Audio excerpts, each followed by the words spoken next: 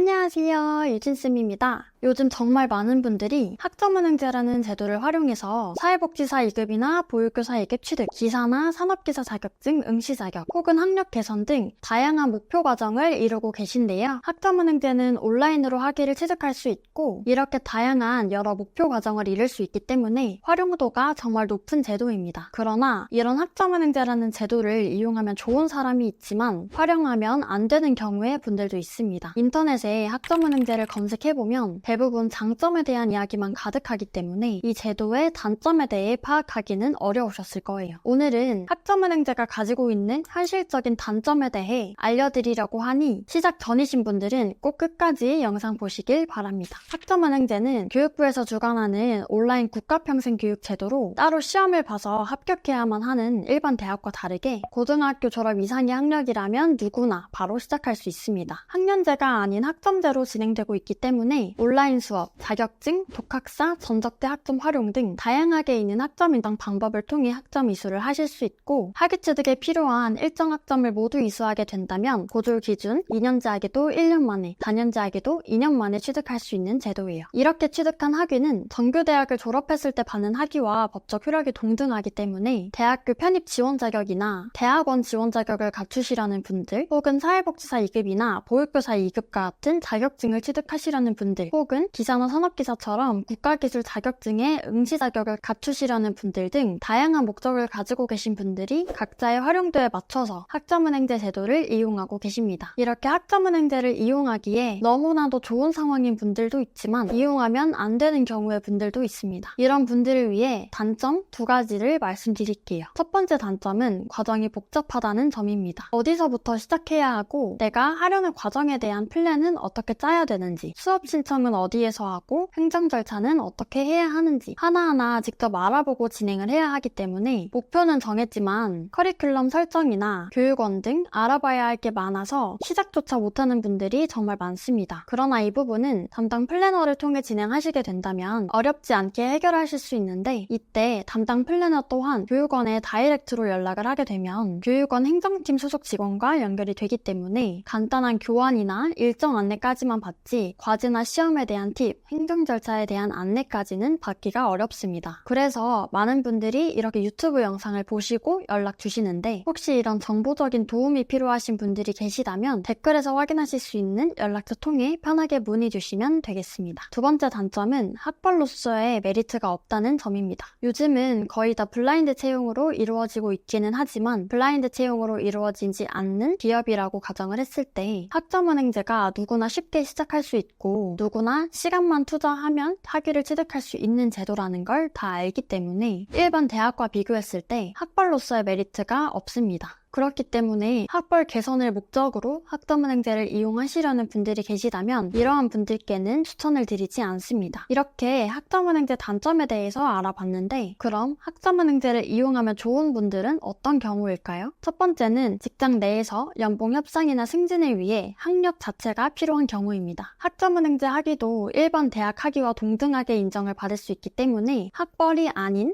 학력 자체가 필요한 경우에는 온라인 학위취득 제도인 학점은행제를 이용하는 게 유리해요. 두 번째는 자격증 응시 자격을 갖추려는 경우입니다. 산업기사와 기사처럼 국가기술 자격증의 경우에는 기본적으로 최소 2년에서 4년 정도의 학력과 경력을 시험 응시 자격으로 요구하고 있는데요. 이런 조건이 만족되지 않은 분들의 경우에는 학점은행제를 이용하는 게 난이도적으로나 기간적으로 효율적입니다. 세 번째는 편입이나 대학원 지원 자격을 갖출 경우입니다. 대학을 다니고 있다 할지라도 전공이 마음에 들지 않거나 학교의 네임밸류가 마음에 들지 않는 분들은 편입이라는 입시 제도를 많이 활용하고 계시는데요. 편입은 지원 자격으로 대학 졸업 학력을 요구하고 있고 이때 학점은행제를 활용한다면 단기간에 높은 성적으로 지원 자격을 갖출 수 있기 때문에 편입이나 대학원 진학을 희망하시는 분들 중 지원 자격인 학위가 없거나 학위는 있는데 성적이 좋지 못한 분들도 학점은행제를 많이 이용하고 계십니다. 마지막은 자격증 취득을 취득을 목표로 하는 경우예요. 가장 유명한 자격증은 아무래도 사회복지사 2급일 텐데요. 원래 이 사회복지사 2급을 취득하려면 2년에서 4년 동안은 오프라인으로 직접 학교에 출석해서 비싼 등록금을 납부해서 취득을 하는 게 일반적인데, 학점은행제를 이용하면 시간과 비용을 아낄 수 있고 온라인으로 수업을 들을 수 있기 때문에 자격증 취득을 목적으로 하시는 분들의 경우에도 학점은행제를 활용하시면 여러 방면에서 효율적입니다. 오늘 영상에서는 학점은행제에 대한 단점과 이용하면 좋을 경우에 대해 설명드렸습니다. 어떻게 이 제도를 활용하는지에 따라서 시간만 낭비하게 될 수도 있고 엄청난 메리트를 가져가게 될 수도 있는데요. 오늘 영상을 통해 학점은행제를 활용해봐도 괜찮을지, 활용을 안 하는 게 나을지 파악을 잘 하셨으면 좋겠고, 혹시 학점은행제가 필요하거나 하려고 하는 목표가 있는데 어떤 것부터 해야 할지 모르겠는 분들은 댓글에서 확인하실 수 있는 연락처 통해 언제든 편하게 문의주세요. 오늘도 영상을 시청해주셔서 감사합니다.